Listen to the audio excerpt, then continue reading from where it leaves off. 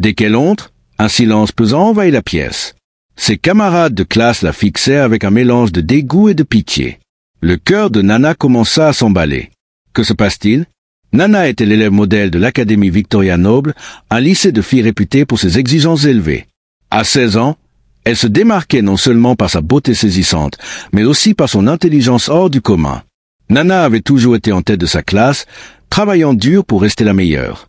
Chaque matin, elle se levait tôt, enfilait son uniforme impeccable et se rendait à l'école avec une détermination dans le regard. Ses longs cheveux noirs étaient toujours soigneusement attachés en 2 chignons et son visage rayonnait d'une beauté naturelle qui n'avait besoin d'aucun maquillage. Quand elle franchissait les portes de l'école, les têtes se tournaient et des murmures la suivaient. « Voilà Nana », disaient les autres filles. « Toujours parfait, toujours la meilleure. » Mais Nana n'y prêtait pas attention. Son seul objectif, c'était ses études. En classe, elle s'asseyait devant, buvant chaque mot des professeurs. Sa main était toujours la première à se lever pour répondre aux questions, et ses réponses étaient toujours justes. Mais la beauté de Nana devenait une distraction. Même les professeurs se surprenaient à la regarder pendant les cours. Monsieur Thompson, le prof de mathématiques, bafouillait souvent en lui résultant des problèmes. Monsieur Oka, le prof de littérature, ne pouvait s'empêcher d'admirer son écriture élégante et ses essais profonds. Malgré toute cette attention, Nana reste dans son monde. Après les cours, pendant que les autres élèves rentraient chez eux ou rejoignaient leur club, Nana restait en classe. Elle sortait ses livres, les étalait sur son bureau et plongeait dans ses études. Un soir, alors que le soleil se couchait et projetait de longues ombres dans la salle vide, Nana était absorbée par son manuel de littérature. Elle ne remarque pas qu'on entrait. « Nana, tu es encore là ?» lance une voix. Elle leva les yeux et vit Esha, une de ses camarades, à la porte. « Oh, salut Esha !» répondit Nana avec un sourire. « Oui, je termine juste quelques conférences en plus. » Esha s'approcha, jeta un œil à la pile de livres et toucha la tête avec un petit rire. « Si j'étais aussi belle que toi, je ne me fatiguerais pas à étudier tout le temps.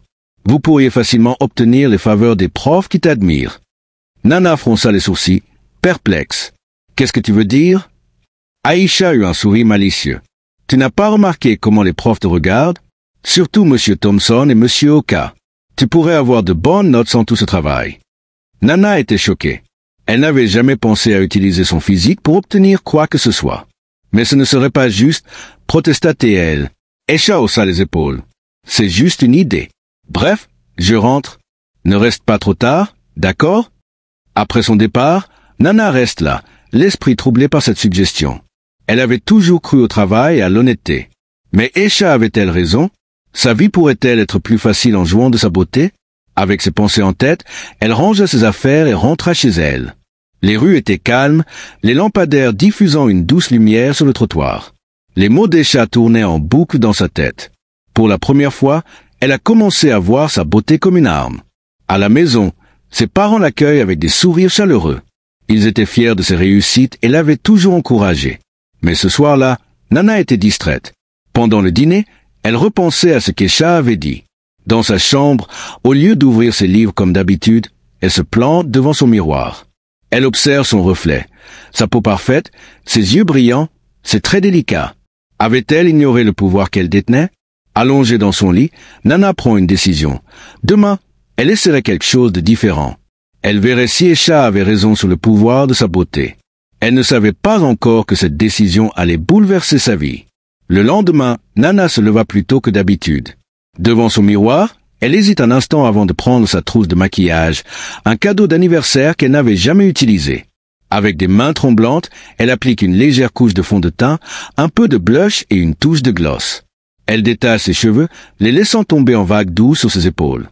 En arrivant à l'école, elle sentit immédiatement la différence. Plus de têtes se tournaient, les murmures étaient plus forts. Même certains profs la regardèrent 2 fois. En cours de mathématiques avec M. Thompson, elle décide de tester la théorie des chats. Quand il distribua un quiz surprise, Nana paniqua un instant, elle n'avait pas révisé. Mais elle se souvint des mots des chats. En rendant sa copie, elle leva les yeux vers lui et sourit doucement. « Monsieur Thompson, j'espère avoir bien réussi. Je veux vraiment garder mes bonnes notes dans votre cours. » Il semble troublé. « Je suis sûr que tu t'en es bien sorti. Nana, tu es ma meilleure élève, après tout. » Le lendemain, quand il rend les copies, Nana vit un score parfait. Elle savait qu'elle n'avait pas tout juste. Aïcha avait-elle raison? Encouragée, elle testa cette approche avec d'autres profs. Un sourire par-ci, un mot gentil par-là, et soudain, elle obtenait de bonnes notes sans étudier. Au début, c'était un soulagement, fini les nuits blanches. Mais petit à petit, elle se repose de plus en plus sur son apparence. Elle étudiait moins, sur qu'un battement de cils suffirait. Et pendant un temps, ça marche. Mais elle ne remarque pas la rancune grandiose chez ses camarades. Celle qu'il admirait autrefois murmurait dans son dos. Elle voyait les faveurs des profs, son aisance apparente. Aïcha observait tout ça avec un mélange de satisfaction et de jalousie. Elle avait lancé cette idée, mais n'avait pas prévu que Nana réussirait si bien. Un après-midi, en quittant l'école, Nana surprend une conversation entre deux profs dans une salle vide. Elle s'arrête près de la porte. « Tu as vu comment Nana agit ces derniers temps ?» disait M. Oka. « Oui. Quel changement ?» a répondu M. Thompson. « Elle joue de son charme, ça devient un problème. » M. Oka a ajouté. « Les autres élèves se plaignent, ils pensent qu'on la favorise. »« Peut-on nous blâmer ?» rit M. Thompson. « C'est une belle jeune femme. Mais tu as raison, il faut faire attention. Peut-être qu'on pourrait l'attirer dans un hôtel ce week-end, tu sais, en dehors de l'école. » Le cœur de Nana s'emballa. Elle s'éloigna vite, troublée. Pour la première fois, elle ressent de la culpabilité et de la peur. Dans quoi s'était-elle embarquée? Cette nuit-là, elle ne dormit pas. Elle repensait aux paroles des profs.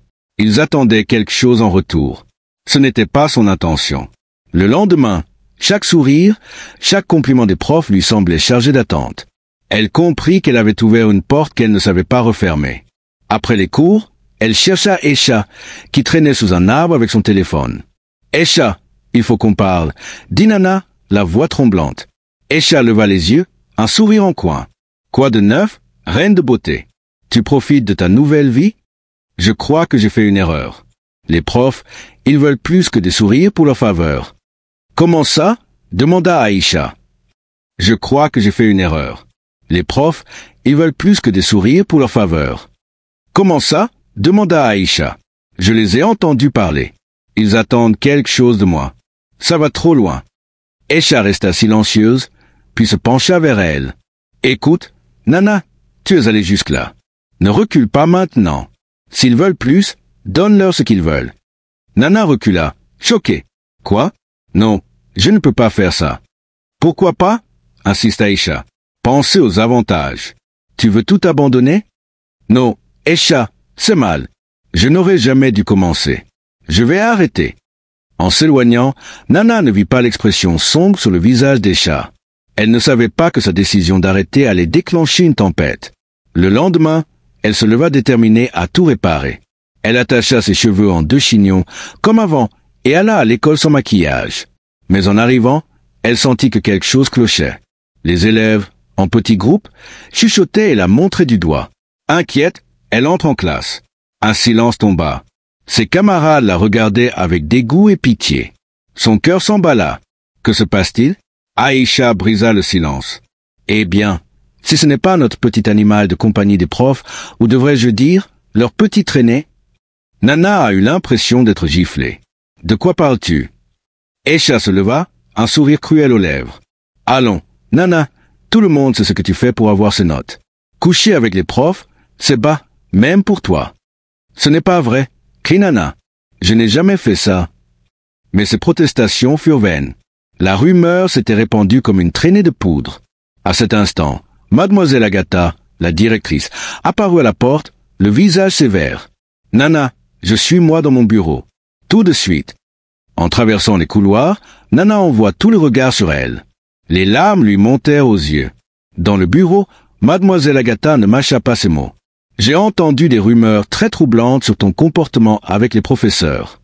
Ce sont des accusations graves. »« Mais ce n'est pas vrai, » plaida Nana. « Oui, j'ai essayé d'utiliser mon apparence pour de meilleures notes, mais je n'ai jamais rien fait de plus, je le jure. » L'expression de la directrice reste dure. Vrai ou pas, le mal est fait. Des parents appellent, menacent de retirer leurs enfants si tu restes. Tu es devenu un problème. Nana sentit le sol se dérober.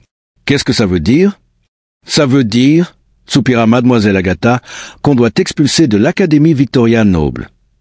Le choc la frappa de plein fouet. Expulsée. Son dossier parfait. Ses rêves de finir première, Tout s'écroulait. En quittant le bureau, elle croisa Esha dans le couloir, un sourire triomphant sur le visage. À cet instant, Nana comprit toute l'ampleur de la trahison de son amie. Les jours suivants furent un tourbillon de larmes et de disputes. Ses parents étaient dévastés. Ils ne croyaient pas les rumeurs, mais étaient déçus qu'elle ait cherché à tricher. « On t'a élevé mieux que ça », dit son père, la voix lourde. Sa mère, plus pragmatique, déclare « Il faut te trouver une nouvelle école.